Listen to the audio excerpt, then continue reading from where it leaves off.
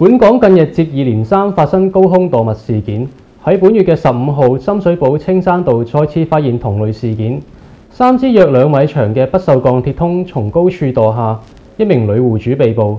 張瑞圖報導。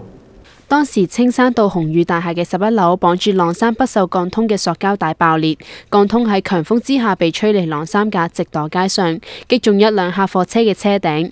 司機喺駕駛座內下至伏喺胎盤唔喐，佢驚魂甫定之後走出車外報警。一名79歲嘅女戶主喺意外發生之後匆匆下樓道歉，但警方指佢涉嫌高空墮物，將佢拘捕返警署調查。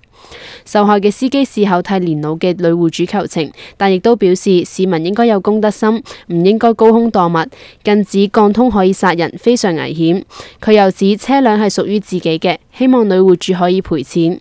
現時深水埗警區刑事調查隊正跟進此意外。城市電視記者張瑞圖報導。